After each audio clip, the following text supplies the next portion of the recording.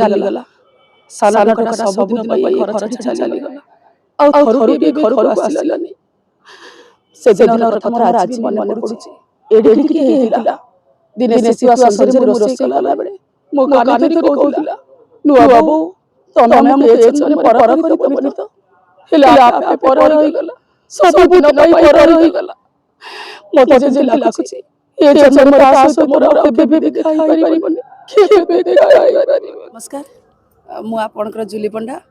ମୁଁ ବର୍ତ୍ତମାନ ଖଣ୍ଡଗିରି ମେଳାରେ ଯେଉଁ ଚାଲିଛି ସବୁ ଯାତ୍ରା ପାର୍ଟିର ଯେଉଁ କମ୍ପିଟିସନ୍ ସବୁ ଚାଲିଛି, ମୁଁ ଆଶା କରୁଛି ଯେ ଆମ ଯାତ୍ରା ସମ୍ରାଟ ତୁଳସୀ ଗଣନାଟ୍ୟ ନମ୍ବର 1 ହେଉ ଏବଂ ସବୁ ଦର୍ଶକମାନେ ଆମ ଯାତ୍ରା କଳାକାରଙ୍କୁ ଭଲ ପାଇବା ଦିଅନ୍ତୁ ଏବଂ ଯାତ୍ରାକୁ ଭଲ କୁହନ୍ତୁ। ମୁଁ ଠାକୁରଙ୍କ ପାଖରେ ପ୍ରାର୍ଥନା।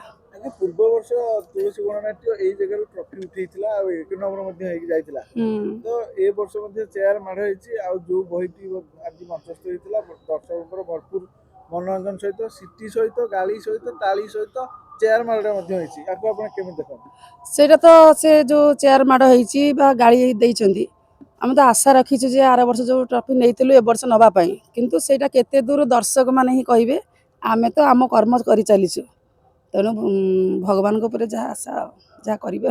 ଏ ନାଟକଟି ତୁଳସୀ ଗଣନାଟ୍ୟର ଏ ବର୍ଷ ସୁପରହିଟ୍ ହେବ କି? ଆମେ ତ ଅଲରେଡ଼ି ହେଇସାରିଛି। ଆମକୁ ତ ଲାଗୁଛି ଯେ ସୁପରହିଟ୍ ହେଇଛି, ତେଣୁ ଯାହା ଦର୍ଶକମାନେ ଦେବେ। ଆଜି ପୁଣି ସେଇ ନାଟକ ହେବ, ଦର୍ଶକମାନଙ୍କୁ କ'ଣ କହିବା ପାଇଁ ଚାହିଁବେ? ମୁଁ ଚାହୁଁଛି ଏଇଟା ଆମର ଟୋଟାଲ ଯେଉଁ ଖଣ୍ଡଗିରି ଆମେ ଆସିଛୁ 8 ଦିନ ପାଇଁ, ଏଇ ଜହ୍ନରାତିର ଝଡ଼ଟା 8 ଦିନ ପର୍ଯ୍ୟନ୍ତ ଏମିତି ହେଇଯାଉ। ଆଉ ଆମର ବି ଗୋଟେ ନାଁ ରହୁ ଯାତ୍ରା ସମ୍ରାଟ ତୁଳସୀର, ଆମେ ଆଶା କରୁଛୁ। ମ୍ୟାଡ଼ାମ, ନାଟକର ଡାଇଲଗ ରୂପେ ଶୁଣିବାକୁ ଚାଲିଗଲା। ସାନ ଟୋକାଟା ସବୁଦିନ ପାଇଁ ଘର ଛାଡ଼ି ଚାଲିଗଲା। ଆଉ ଥରୁଟିଏ ବି ଘରକୁ ଆସିଲାନି। ସେଦିନର କଥା ମୋର ଆଜି ବି ମନେ ପଡୁଛି। ଏଡ଼ିକି ଟିକେ ହେଇଥିଲା। ଦିନେ ଶୀତୁଆ ସଞ୍ଜରେ ମୁଁ ରୋଷେଇ କଲାବେଳେ ମୋ କାନି ଧରି କହୁଥିଲା, ନୂଆ ବୋଉ ତମେ ଆମକୁ ଏ ଜନ୍ମରେ ପର କରିଦବନି ତ? ହେଲେ ଆପେ ଆପେ ପର ହେଇଗଲା। ସବୁଦିନ ପାଇଁ ପର ହେଇଗଲା। ମତେ ଯେମିତି ଲାଗୁଛି ଏ ଜନ୍ମରେ ତା ସହିତ ମୋର ଆଉ କେବେ ବି ଦେଖା ହେଇପାରିବନି।